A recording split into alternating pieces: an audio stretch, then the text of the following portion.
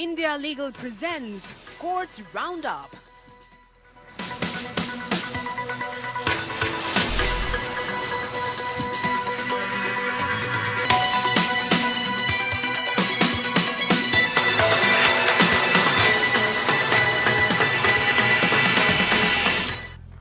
नमस्कार, आप देख रहे हैं हमारी खास पेशकश कोर्ट्स राउंड अप। मैं हूं आपके साथ नेहा दुबे। इस बुलेटिन में अगले आधे घंटे हम आपको कोर्ट से जुड़ी तमाम बड़ी खबरों से करवाएंगे रूबरू। कोर्ट की कार्रवाई और सुप्रीम कोर्ट से लेकर हाई कोर्ट और लो कोर्ट तक के फैसलों को रखेंगे आपके सामने। आगे बढ़ने से पहले एक नजर हेडलाइंस पर। पत्नी ने नपुंसकता परीक्षण के लिए पति को मजबूर करना है क्रूरता। दिल्ली हाईकोर्ट ने परीक्षण को कहा उत्पीड़न और क्रूरता। नाबालिग घरेलू नौकर की प्रताड़ना करने वाली महिला के पति आर्मी मेजर को मिली जमानत। गुवाहाटी हाईकोर्ट ने कहा मेजर ने प्रताड़ना नहीं रोका। नोएडा अथॉरिटी को जेवर के गांव के किसानों को भूमि भरी जमीन बेचने को बाध्य करने पर रोक। इलाहाबाद हाईकोर्ट ने कहा सरकार जरूरत पर कर सकती है जमीन अधिग्रहण।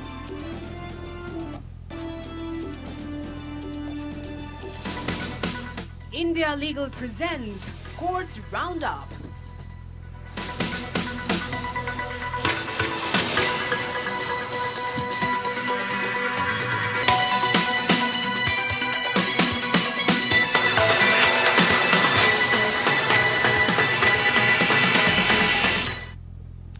दिल्ली उच्च न्यायालय ने माना कि पत्नी द्वारा अपने पति की मर्दानगी के बारे में आरोप लगाना निराशाजनक और मानसिक रूप से दर्दनाक है, जो कि पति के प्रति मानसिक क्रूरता और उत्पीड़न है। अदालत ने क्रूरता के आधार पर पति को तलाक देने के पारिवारिक अदालत के आदेश को चुनौती देने वाली एक महिला द्वारा दायर अपील को खारिज करते हुए ये टिप्पणी की है। न्यायमूर्ति सुरेश कुमार कैत और नीना बंसल कृष्णा की खंडपीठ ने कहा कि किसी के पति को दहेज की मांग, विवाहेतर संबंध के आरोपों के साथ नपुंसकता परीक्षण से गुजरने के लिए मजबूर करना और उसे महिलावादी कहना मानसिक पीड़ा और आघात पैदा करने के लिए पर्याप्त है।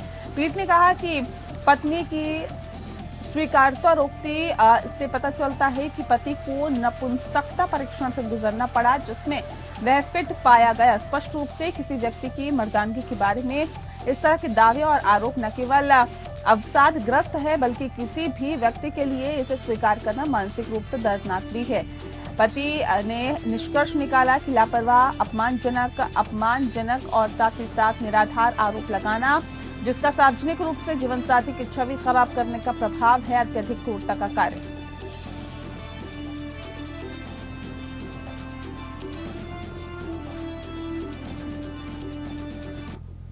गुवाहाटी हाईकोर्ट ने मेजर शैलेंद्र कुमार यादव को जमानत दे दी है, जिन्हें अपनी पत्नी के साथ ही सितंबर में नाबालिग घरेलू नौकरानी को प्रताड़ित करने के आरोप में गिरफ्तार किया गया था। जस्टिस सुस्मिता फुकन खाउंड ने कहा कि वास्तव में याचिकाकर्ता और उसकी पत्नी के खिलाफ आपत्तिजनक सामग्रियां हैं। तस्वीरों से साफ पता चलता है कि पीड़िता के साथ बेहद क्रूरता की गई है, लेकिन सौभाग्य से पीड़िता बच गई। पीड़िता के बयान से ये भी पता चलता है कि याचिकाकर्ता में किसी इसमें शामिल है और उन्हें पीड़िता के साथ होने वाली क्रूरता के बारे में जानकारी थी, लेकिन उन्होंने अपनी पत्नी को पीड़िता के साथ ऐसी अमानवीय और लगातार क्रूरता करने से कभी नहीं रोका। उसने सचमुच अपनी पत्नी को आश्रय दिया और फैसला मेजर शैलेंद्र कुमार यादव द्वारा CRPC की धारा 339 के तहत दायर आवेदन में आया है, जिसमें जमानत की प्रार्थना की गई है। FIR के अनुसार शिकायतकर्ता ने पीड़िता एक्स के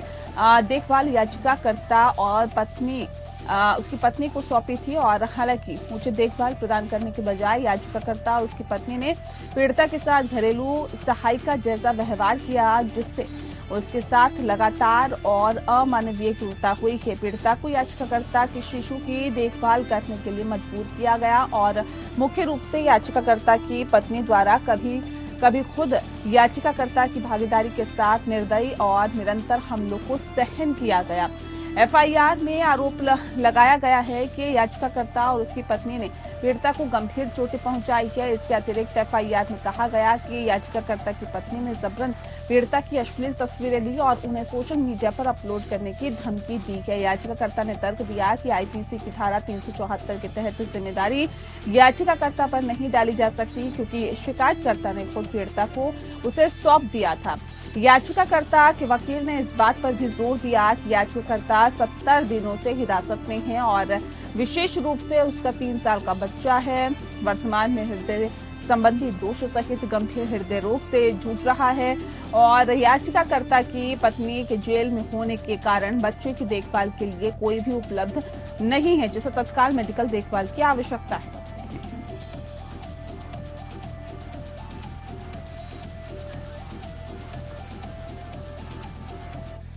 सपा नेता स्वामी प्रसाद मौर्य द्वारा हिंदू धर्म को लेकर दिए गए विवादित बयान पर एफआईआर दर्ज कर उनके खिलाफ कानूनी कार्रवाई करने के लिए दिल्ली पुलिस को दी गई शिकायत। वकील विनीत जिंदल ने दिल्ली पुलिस कमिश्नर को शिकायती पत्र लिखकर सपा नेता स्वामी प्रसाद मौर्य पर आईपीसी की धारा 153A और बी, साथ ही साथ 295A, 298 एंड 505 के तहत कार्रवाई करने की मांग की है। शिकायतकर्ता के मुताबिक मौर्य ने अपने बयान में हिंदू धर्म को ढकोसला बताते हुए कहा था कि हिंदू धर्म नाम का कोई धर्म नहीं है। मौर्य का ये बयान है और लोगों के बीच धर्म के आधार पर शत्रुता को बढ़ावा देने के इरादे से किया गया है, एक संज्ञेय अपराध है और ऐसे में उनके खिलाफ कानूनी कार्रवाई की जाए। जिंदल के मुताबिक 25 दिसंबर को दिल्ली में हिंदू धर्म को लेकर एक बयान दिया जिसमें कहा गया कि हिंदू एक धोखा है। वैसे भी 1995 में सुप्रीम कोर्ट ने कहा था कि हिंदू कोई धर्म नहीं है बल्कि जीवन जीने की एक शैली है। आरएसएस प्रमुख मोहन भागवत भी 2 बार कह चुके हैं कि हिंदू कोई धर्म नहीं बल्कि जीवन जीने की एक कला है। मौर्य के इस बयान को लेकर दिल्ली पुलिस को शिकायत की गई।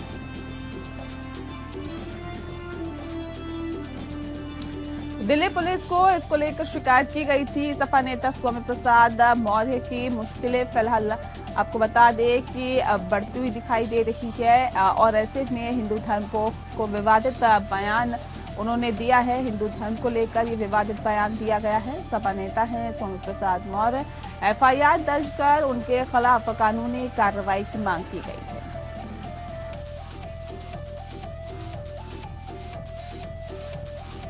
तो दिल्ली पुलिस को ये शिकायत की गई है।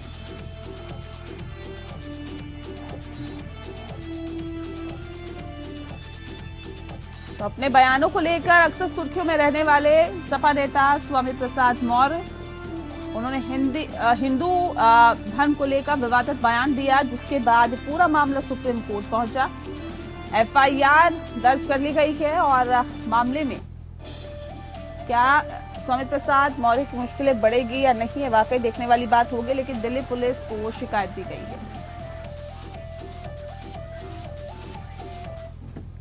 हिंदू एक धोखा है, हिंदू कोई धर्म नहीं, ये लोगों के जीवन जीने की एक शैली है। हिंदू धर्म नाम का कोई धर्म नहीं है बल्कि लोगों के जीवन जीने की एक कला। माननीय मोदी ने भी कहा हिंदू धर्म नहीं है, जिसे हम हिंदू धर्म कहते हैं वो कुछ लोगों के लिए धंधा है। इलाहाबाद हाईकोर्ट ने गौतम बुद्ध नगर के जेवर तहसील के गांव में रहने वाले किसानों की मर्जी के बगैर उन्हें अपनी जमीन बेचने के लिए बाध्य नहीं करने का निर्देश दिया है और कहा है कि सरकार को जमीन की जरूरत हो तो वह नियमानुसार जमीन का अधिग्रहण कर सकती है। यह आदेश कार्यवाहक मुख्य न्यायमूर्ति मनोज कुमार गुप्ता और न्यायमूर्ति मनोज कुमार निगम के खंडपीठ ने महेंद्र सिंह और 98 अन्य किसानों की याचिका निस्तारित करते हुए दिया है। अधिवक्ता प्रेम कुमार चौरसिया ने याचिगण की तरफ से बहस की है, जिन्होंने कहा है कि जेवर तहसील के कई गांव के किसानों को भूमिधरी खेती की जमीन नवी घोकला औद्योगिक विकास प्राधिकरण या नोएडा द्वारा जबरन अपने पक्ष में बेचने के लिए बाध्य किया जा रहा है। वे अपनी जमीन बेचना नहीं चाहते हैं। प्राधिकरण के अधिवक्ता AB सिंगल का कहना था कि प्राधिकरण ने किसानों को लोकहित के कार्य के लिए अपनी जमीन बेचने का प्रस्ताव दिया है। मर्जी के खिलाफ किसी को बाध्य नहीं किया जा रहा है। जो मुआवजा लेने के लिए तैयार होंगे उन्हीं की जमीन ली जाएगी और किसी की जमीन पर कब्जा नहीं करने जा रहे तब तक वह मुआवजा लेने के लिए राजी नहीं हो जाते। इस पर कोर्ट ने ये आदेश दिया। सुप्रीम कोर्ट ने नोटबंदी के फैसले को सही बताया है। कोर्ट ने कहा कि मोदी सरकार का 500 और 1000 रुपए के पुराने नोटों को बंद करने का फैसला सही था। सुप्रीम कोर्ट की 5 जजों की बेंच ने 4-1 से नोटबंदी को सही ठहराया है। केंद्र की नरेंद्र मोदी सरकार ने 8 नवंबर 2016 को 500 और 1000 रुपए के पुराने नोटों को बंद कर दिया था। इस फैसले को चुनौती देते हुए सुप्रीम कोर्ट में 58 याचिकाएं दायर हुई थी। इन याचिकाओं पर justice Abdul Nazeer, justice BR Gavai, justice AS Bopanna, justice V Rama Subramanian और जस्टिस BV नागरत्ना की बेंच सुनवाई कर रही थी। बेंच ने 7 दिसंबर को अपना फैसला सुरक्षित रख लिया था। जस्टिस BR गवई और जस्टिस नागरत्ना ने फैसला पढ़कर सुनाया। जस्टिस नजीर, जस्टिस गवई, जस्टिस बोपन्ना और जस्टिस रामा सुब्रमण्यम ने नोटबंदी को सही ठहराया, जबकि जस्टिस नागरत्ना ने इस फैसले पर असहमति जताई है। जस्टिस नागरत्ना ने नोटबंदी के फैसले को गैर कानूनी बताया। बहुमत वाला फैसला पढ़ते हुए जस्टिस गवई ने कहा, कालाबाजारी और टेरर फंडिंग जैसे अपराधों को रोकने के मकसद से नोटबंदी हुई थी और अब ये प्रासंगिक नहीं है कि वो मकसद हासिल हुए या नहीं। जस्टिस गवई ने कहा कि ये नहीं कहा जा सकता कि पुराने नोट बदलने के लिए मिले 25 दिन सही नहीं थे। उन्होंने कहा किसी भी फैसले को इसलिए गलत नहीं ठहराया जा सकता क्योंकि वो सरकार रिकॉर्ड देखने से पता चलता है कि नोटबंदी से पहले RBI और केंद्र सरकार के बीच 6 महीने तक बातचीत हुई थी। RBI के परामर्श से केंद्र सरकार RBI अधिनियम की धारा 26(2) के तहत नोटबंदी ला सकती है। नोटबंदी अधिसूचना वैध है और आनुपातिकता की कसौटी पर खरी उतरती है। पुराने नोटों को बदलने की अवधि अनुचित नहीं। 6 महीने की अवधि के लिए केंद्र सरकार और RBI के बीच परामर्श हुआ था। नोटबंदी लाने के लिए उचित तालमेल हुआ। केंद्र को उपलब्ध शक्ति का मतलब यह नहीं हो सकता कि यह केवल बैंक नोटों की विशिष्ट श्रृंखला के संबंध में है। यह बैंक नोटों की सभी श्रृंखलाओं के लिए है। RBI के पास नोटबंदी लाने के लिए कोई स्वतंत्र शक्ति नहीं है। संविधान और RBI एक्ट ने केंद्र सरकार को नोटबंदी का अधिकार दिया है। उसका इस्तेमाल करने के लिए कोई नहीं रोक सकता। अब तक 2 बार नोटबंदी यानी डिमोनेटाइजेशन के इस अधिकार का इस्तेमाल हुआ था और ये तीसरा मौका था। RBI अकेले नोटबंदी का फैसला नहीं कर सकता।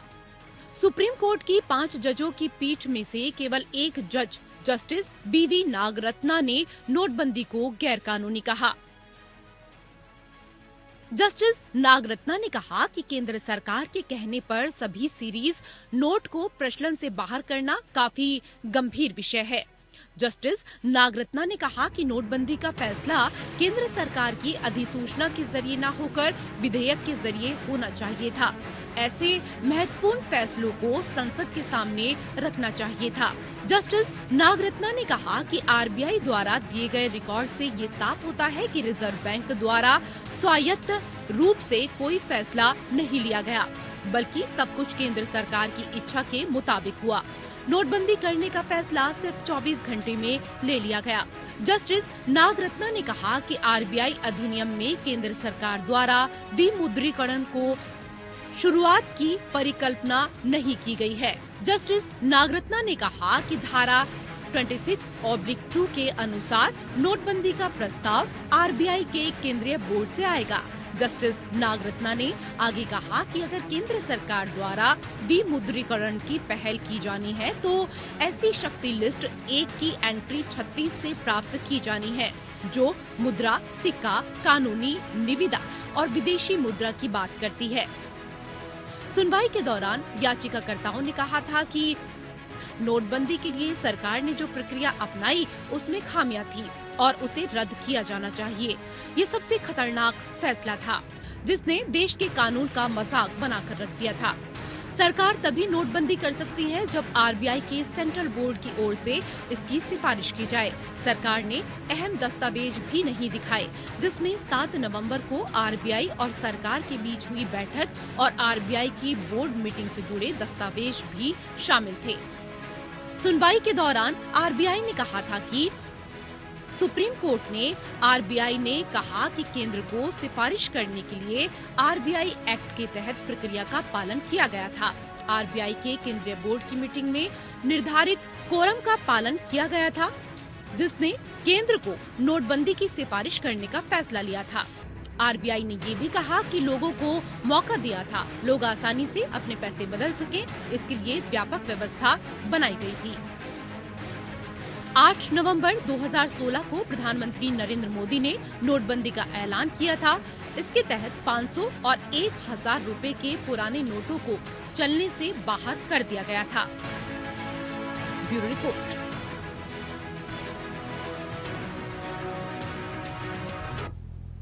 और इसी के साथ कोर्ट्स राउंड अप में फिलहाल के लिए इतना ही। नमस्कार। India Legal presents Courts Roundup.